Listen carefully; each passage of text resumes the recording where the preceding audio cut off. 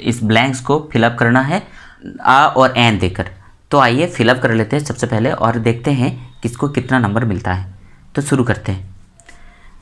तो जो है सबसे पहले है डॉल। डॉल के आगे क्या बैठेंगे? ए। अच्छा ए बिठा दिया।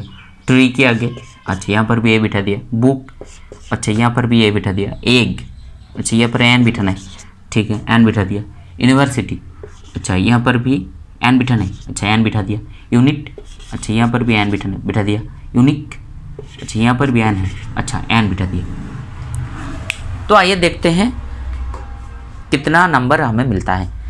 तो पहले जो 4 है, ये 4 तो ठीक है, ये 4 तो ठीक है। तो यहाँ पर 4 नंबर आपको मिल जाता है और यहाँ पर जो 3 है ये 3 ही गलत आंसर है, क्योंकि यहाँ पर एन नहीं बैठेंगे। तो आपको कुल मिला के 7 क्वेश्चन था, 7 में से आपको मिला 4। तो यही गलती हम सभी कर देते हैं हमारी एग्ज़ाम पेपर में यही गलती हम करते हैं और हमें नंबर नहीं मिलते हैं। और हम सोचते हैं क्या है भाई, हमने तो सभी क्वेश्चन के आंसर किया और ठीक तरीके से किया, मगर हमें नंबर क्यों कम मिला। तो आइए देखते हैं क्यों हमें नंबर कम मिलते हैं। तो क्या है कि हम यही जान के आए हैं कि जिस किसी भी वर्ड की पहले जो लेटर हैं अगर वहाँ पे भावेल रहते हैं तभी हम एन बिठाएंगे, मगर हर वक्त ऐसा नहीं होता है, कुछ एक्सेप्शनल भी होता है। तो आइए देखते हैं क्या एक्सेप्शनल है और क्यों नहीं होता है हर वक्त ऐसा। और कुछ वक्त ऐसा भी होता है जबकि कुछ वर्ड्स की पहले जो लेटर है वो भावेल ना होते हुए भी, कंसोनेंट होते हुए भी वहाँ पर एन पर बैठता है। तो आइए देखते हैं कैसे। तो अब देखना है कहाँ पे where to use a and an, कहाँ पर अ एंड एन इस्तेमाल करना है। जहाँ पर सबसे पहले ये जान लेना है कि आर्टिकल हम हर वक्त किसी नाउन के पहले ही बिठाएंगे, किसी नाउन के आगे ही हम आर्टिकल को इस्तेमाल करेंगे, ठीक है। तो अ और एन हम लोग इस्तेमाल करेंगे किसी भी इंडिफिनिट नाउन के आगे। इंडिफिनिट का मतलब है जब हम किसी चीज़ के बारे में स्पेसिफाई नहीं करते हैं तब उसे हम इंडिफिनिट कह देंगे, और जब हम किसी चीज़ के बारे में स्पेसिफाई कर देंगे तब उसे हम बोलेंगे डेफिनिट नाउन। तो इंडिफिनिट नाउन के आगे ही हम ए, अ और एन इस्तेमाल करेंगे। तो यहाँ पर तो एन के बारे में जो पहले जो टास्क जो हमने दिया था वहाँ पर देखा था कि एन के क्या गलती है। तो सबसे पहले हम एन को लेकर ही डिस्कस करेंगे। तो हम जानते हैं कि इंग्लिश लेटर में 5 भावेल है और बाकी 21 कॉन्सोनेंट है, टोटल 26 लेटर है। तो भावेल कौन कौन सा है? ए, ई, आई, ओ एंड यू। तो ये 5 भावेल है और यही 5 भावेल अगर किसी भी नाउन के आगे होते हैं तो उनके ही आगे हम एन बिठाते हैं। तो यहाँ तक तो ठीक है, जैसे कि आउल, यहाँ पर हम एन लगाएंगे। जैसे कि एग, यहाँ पर हम एन लगाएंगे। जैसे कि ऐसे है एप्पल, यहाँ पर हम एन लगाएंगे। जैसे कि आई से शुरू होता है आइस के आगे हम एन लगाएंगे। यू से शुरू होता है अम्ब्रेला, तो यहाँ पर हम एन लगाएंगे। मगर कुछ ऐसा है जिसके पहले भावेल होते हुए भी हम एन इस्तेमाल नहीं करते हैं, क्योंकि इन सभी जो भावेल्स है, इन सभी भावेल्स की जो प्रोनाउंसिएशन साउंड है उसको पहले देखना है। जो इन सभी भावेल्स के जो प्रोनाउंसिएशन साउंड है वो साउंड जो हिंदी में जो सरध्वनि और व्यंजन ध्वनि है उन सभी सरध्वनि के अंदर जब आएंगे तभी हम एन इस्तेमाल करेंगे। अगर उन सभी लेटर्स की जो प्रोनाउंसिएशन साउंड है तो उन सभी साउंड्स का अगर जो सरध्वनि की अंदर नहीं आते हैं, अगर व्यंजन ध्वनि के अंदर आता है तब उन सभी वर्ड्स के पहले हम एन इस्तेमाल नहीं करेंगे।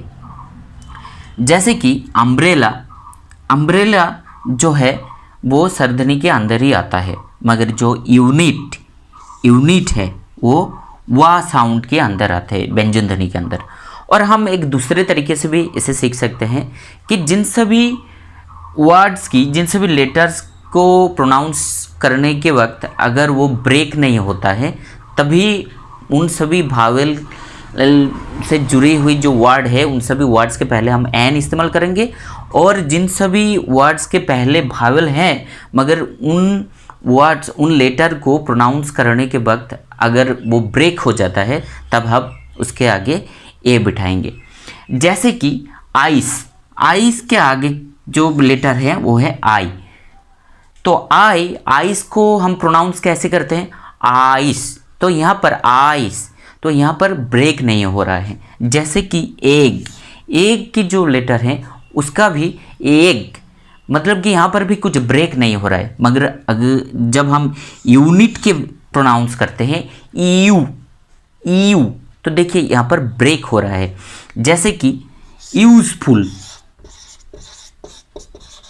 यूजफुल, तो यहाँ पर भी हम एन लगाएंगे क्योंकि यू की जो प्रोनाउंस है वो भी यू इज, तो यू यहाँ पर भी ब्रेक हो रहा है। यूजफुल, यूज, तो यहाँ पर भी ब्रेक हो रहा है, तो हम इसके आगे एन नहीं बिठाएंगे।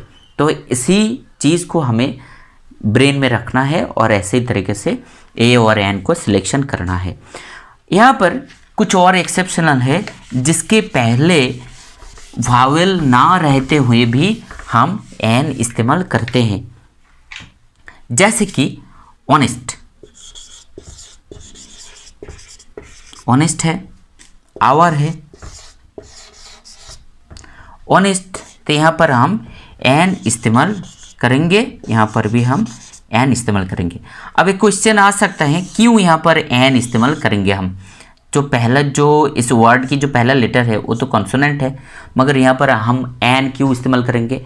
तो एन इस्तेमाल करने की ज़रूरी इसलिए है क्योंकि हम जब इस वर्ड की प्रोनाउंस करते हैं तब हम ऑनेस्ट, इसके आगे जो एच है, एच को हम साइलेंट कर देते हैं, हम नहीं बोलते हैं कि हॉनेस्ट।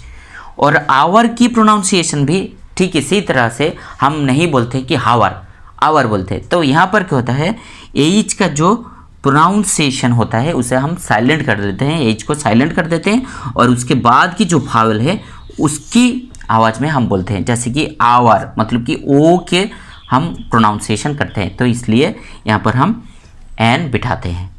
यहाँ तक शायद आप सभी को क्लियर है। अगर कुछ भी डाउट रहता है तब आप मैसेज, इनबॉक्स में मैसेज कर सकते हैं, हम उसके बारे में और अलग तरीके से एक वीडियो बना के एक डाउट क्लियर कर देंगे। तो अब हम देखेंगे दी के बारे में, हम कहाँ पे दी इस्तेमाल करेंगे। ए और एन तो हो गया, यहाँ पर देखना है दी। तो दी जब भी किसी डेफिनिट नाउन के बारे में, डेफिनिट नाउन के बारे में जब हम एक्सप्रेस करेंगे तब हम दी इस्तेमाल करेंगे। डेफिनिट मतलब कि किसी भी चीज़ जब हम स्पेसिफाई कर देंगे तभी हम दी इस्तेमाल करेंगे। जैसे कि गिव मी ए बॉल, हमें एक बॉल दीजिए, हम स्पेसिफाई नहीं कर रहे हैं कि किस तरह की बॉल, कौन सी कलर की बॉल, मगर जब हम बोलेंगे give me the red ball, हमें वो लाल वाला बॉल दीजिए, तब हम दी स्पेसिफाई कर रहे हैं कि मुझे, हमें वो लाल वाला बॉल चाहिए। तो ऐसे ही जब हम स्पेसिफाई कर देंगे तब उसके आगे दी बिठाएंगे। और कुछ जियोग्राफिकल जो चीज़ है उसके आगे भी हम दी इस्तेमाल करते हैं, जैसे कि दी गंगा, दी गंगा, जैसे कि दी हिमालय,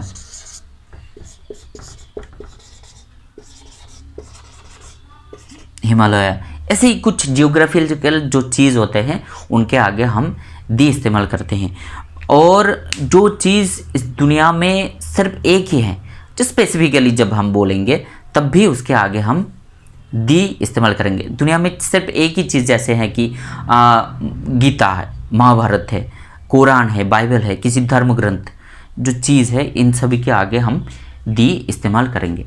तो शायद आप लोगों को एक क्लियर हो चुका है कहाँ पर आ, एन एंड दी कहाँ पे इस्तेमाल करना है। तो यहाँ पर एक टिप्स है, हम ए, एन एंड दी, ए को हम ए नहीं बोलेंगे यहाँ पर, क्योंकि जब हम अल्फ़ाबेट के अंदर जब ए के प्रोनाउंस करेंगे तभी हम ए बोलेंगे, मगर जब एक सेंटेंस में हम ए को इस्तेमाल करेंगे वो एक वर्ड की हैसियत से इस्तेमाल होगा, तभी हम वहाँ पर ए को ए नहीं आ बोलेंगे। ठीक है।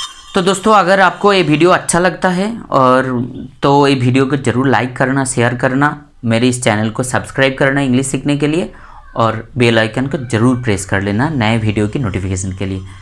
Keep learning, keep growing.